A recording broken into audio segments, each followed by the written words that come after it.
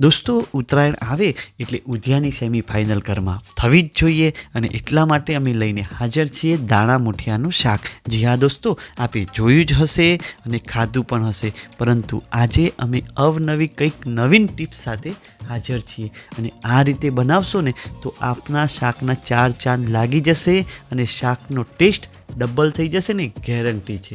તો દોસ્તો, આ બધી ટિપ્સ અંદર છે. દિલથી સ્વાગત કરીએ છીએ આપનું યોર ટેસ્ટી કુકિંગ ચેનલમાં. દોસ્તો, અમારો આ પ્રયત્ન આપને ગમે ને તો પ્લીઝ એને લાઈક કરજો અને ચેનલ ઉપર નવા હો ને તો સબસ્ક્રાઈબ બટન જરા દબાવી લેજો, જેથી આવી અવનવી રેસીપી આપના સુધી પહોંચતી રહે. તો ચાલો શરૂ કરીએ આ મસ્ત મજાની રેસીપીને. દોસ્તો, મૂઠિયાની વાત આવી એટલે મૂઠિયા બનાવવામાં શું ધ્યાન રાખીશું? અડધો કપ ચણાનો લોટ અને અડધો કપ કકરો ઘઉંનો લોટ લેવાનો છે.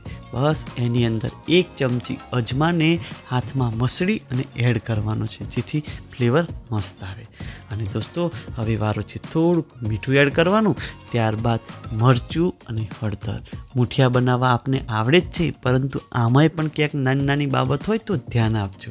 અને દોસ્તો, અંદર મસ્ત એવો નચી ટેસ્ટ આવે ને એટલા માટે તલ એડ કરીશું. સાથે મોવણ થોડુંક વધારે પ્રમાણમાં લેવાનું છે. બસ ત્યારબાદ જરૂર પડશે મેથીના પાનની. દોસ્તો, હવે આપણા મૂઠિયા કઠણ ના થઈ જાય ને એટલા માટે એની અંદર ચપટી સોડા એડ કરવાનો છે. બસ ત્યારબાદ એની અંદર થોડીક દળેલી ખાંડ એડ કરજો અને લીંબુ લઈ આપણે આ સોડાને પાછા એક્ટિવેટ કરીશું, જેથી સોડા એનું કામ કરે. બસ આ બધું ખૂબ સારી રીતે હળવા હાથે મિક્સ કરી લેવાનું અને ત્યારબાદ થોડુંક જેટલી જરૂરિયાત હોય ને એ અનુસાર પાણી એડ કરી આપણે આ મૂઠિયાનો લોટ તૈયાર કરવાનો છે. ધ્યાન રહે એ ઢીલું ના થઈ જાય, કઠણ રહે ને એ રીતનું આપણે એને મિક્સ કરવાનું છે.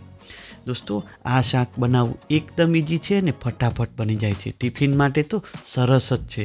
એકવાર બનાવજો, આપને ઉત્તરાયણની યાદ વહેલી આવી જશે. તો દોસ્તો, હાથમાં તેલ લગાવી આપણે આ મૂઠિયા વાળી લઈશું. આપને જેવા યોગ્ય લાગે ને એવા ગોળ બનાવો કે પછી લાંબા બનાવો. બસ મૂઠિયા શાકમાં હોય એટલે પછી પૂછવું જ શું.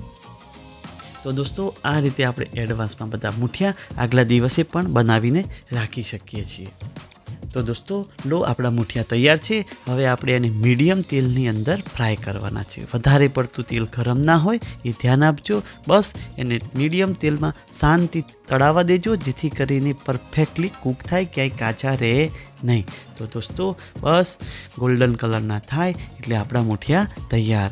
પ્રયત્ન ગમે ને તો લાઈક કરજો અને ચેનલ ઉપર નવા હો તો સબસ્ક્રાઈબ બટન જરા દબાવી લેજો. તો ચાલો, મૂઠિયા તૈયાર છે. હવે આપણે આગળની પ્રોસીજર ઉપર જઈએ. જો અહીંયા મૂઠિયા તળ્યા છે ને એ જ તેલ લેવાનું છે દોસ્તો, જેથી એક મસ્ત ફ્લેવર રહે.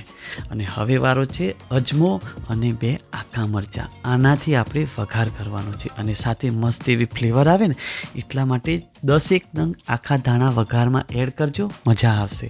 અને હિંગ તો ભૂલાય જ નહીં. તો દોસ્તો, પછી વારો આવે છે જેટલી તીખાશની જરૂરિયાત હોય ને એ અનુસાર લીલા મરચાં અને આદુની પેસ્ટ.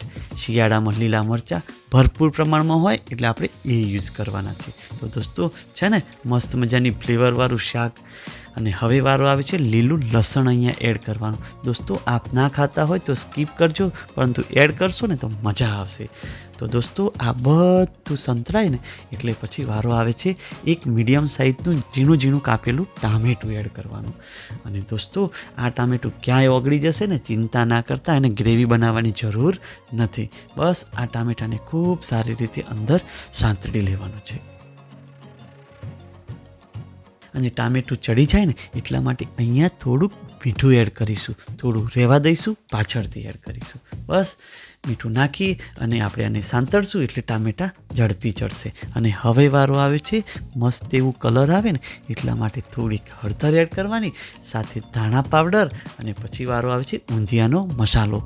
ઊંધિયાનો મસાલો ના હોય તો છે એક ટ્રિક્સ, ધ્યાન આપજો. બસ આ બધું ખૂબ સારી રીતે સાંતળી લેવાનું છે.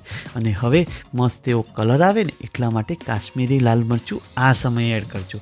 વહેલા એડ કરીશું તો એ દાજી જશે. અને દોસ્તો હવે વારો આવ્યો છે 250 ગ્રામ જેટલા તુવેરના દાણા અહીંયા એડ કરવાનો.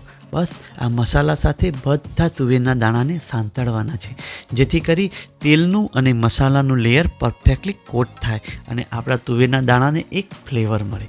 અને દોસ્તો હવે અહીંયા જો 1 ગ્લાસ એટલે કે 1.25 કપ પાણી આપણે આની અંદર એડ કરીશું. બસ પાછું આ બધું ખૂબ સારી રીતે મિક્સ કરી લેવાનું દોસ્તો. અને હવે આની અંદર 2 ચમચી જેટલી દરેલી ખાંડ એડ કરી છે. આપણે જેટલું ગળપણ જોઈએ એ અનુસાર એડ કરજો, બાકી થોડીક તો જરૂર પડશે જ. અને હવે વારો છે 3 મુઠિયા એડ કરવાનો. બસ આટલા બહુ છે. બસ હાથેથી ઝીણા ઝીણા કરી અને આની અંદર એડ કરવાનો, જેથી આપણી ગ્રેવી મસ્ત એવી થિકનેસવાળી બને. તો દોસ્તો આ બધું મિક્સ થઈ ગયું છે અને આને આપણે ફક્ત 3 જ વિસલ વગાડવાની છે દોસ્તો, વધારે વગાડવાની નથી, એ પણ મીડિયમ હીટના ગેસ ઉપર. બસ 3 સીટી વાગી જાય એટલે કુકરની એર કાઢી અને આપણે એને ખોલવાનું છે. દોસ્તો મજા આવે ને એવી જ રેસીપી છે, જરૂર આ સેમીફાઇનલ કરજો. જુઓ તેલ પણ ફૂટીને ઉપર આવી ગયું છે અને શાક બનવાની તૈયારીમાં છે. દોસ્તો આપની સેમીફાઇનલ કેવી રહી જરા કમેન્ટ જરૂર કરજો. અને હવે વારો આવ્યો છે મુઠિયા એડ કરવાનો. તો દોસ્તો આ બધા મુઠિયા આપણે આની અંદર શાંતિથી એડ કરી દેવાના અને શાકની સ્મેલની ટેસ્ટ લેતા રહેવાનું. અને દોસ્તો હવે વારો છે ગરમ મસાલો એડ કરવાનો. જો આપણી જોડે ઊંધિયાનો મસાલો ના હોય ને તો 1 ચમચી ગરમ મસાલો એડ કરજો, અને ઊંધિયાનો મસાલો હોય તો અડધી ચમચી જ ગરમ મસાલો એડ કરજો. અને હવે ચાખી લઈએ મીઠું. બસ થોડુંક એડજસ્ટ કરી અને બધું પાછું મિક્સ કરી લેવાનું છે. તો દોસ્તો અને હવે પછી એક જ સીટી વગાડવાની છે, વધારે વગાડવાની નથી, એટલે આપણું શાક તૈયાર. તો દોસ્તો અહીંયા 1 સીટી વાગી ગઈ છે, પરંતુ હજુ શાક પત્યું નથી. આની અંદર એક મસ્ત ટ્રિક્સ આપવાની છે, જેથી કરીને ટેસ્ટ ગજબનો આવે. અહીંયા જુઓ 1 ચમચી જેટલું સરસિયું લીધું છે દોસ્તો. સરસિયામાંથી ધુમાડો કાઢવો બહુ જરૂરી છે. ધુમાડો નીકળે ને એટલે એની અંદર આપણે પહેલાં 1 ચમચી જેટલા તલ એડ કરવાના. દોસ્તો તલ તડકશે એટલે જરા ધ્યાન આપજો, મજા તો આવવાની જ છે. બસ ત્યારબાદ એની અંદર આપણે શું એડ કરવાનું છે? લીલું લસણ, એ પણ નીચેની ડાળખીઓવાળું. બસ આ બધું આની અંદર ખૂબ સારી રીતે સાંતળવાનું. આ વખતે ગેસ ફૂલ જ રાખવાનો છે દોસ્તો, હાઈ હીટ ઉપર જ આપણે કરવાનું છે. ત્યારબાદ એની અંદર આપણે ઝીણી ઝીણી કાપેલી મેથી એડ કરવાની. દોસ્તો આ હાઈ હીટ ઉપર આપણે સાંતે કરીશું ને તો એક મસ્ત ફ્લેવર છોડશે અને આપણી મેથી જરા પણ કાળી પડશે નહીં અને શાકનો એનો કલર પણ મસ્ત દેખાશે. તો દોસ્તો આ તડકો કરવાનું ભૂલતા નહીં, તમારું શાક મસ્ત બનશે અને પાવરફુલ બનશે. એકવાર તમે બનાવશો ને તો ઘરના સભ્યો કહેશે વાહ ગજબનો ટેસ્ટ આવ્યો છે. બસ આપની શ્રદ્ધા અનુસાર લીલા ધાણા એડ કરો અને આપણું શાક બનીને તૈયાર. તો દોસ્તો આ સેમીફાઇનલ કરવાની જ છે અને જરૂર ટ્રાય કરજો. ઊંધિયું બનાવવામાં બહુ સરળતા રહેશે અને આપણી ચેનલ ઉપર આવી જ જવાનું છે ઊંધિયું, તો સબસ્ક્રાઈબ કરવાનું ભૂલતા નહીં. પ્રયત્ન ગમે તો લાઈક કરજો અને ચેનલ ઉપર નવા હો તો આ સબસ્ક્રાઈબ બટન જરા દબાવી લો, જેથી આવી અવનવી રેસીપી આપના સુધી પહોંચતી રહે. આજના દિવસ માટે આટલું. અમને રજા આપો આવી જ નવીન રેસીપી માટે. ત્યાં સુધી જય હિન્દ, વંદે માતરમ. સબસ્ક્રાઈબ કરજો.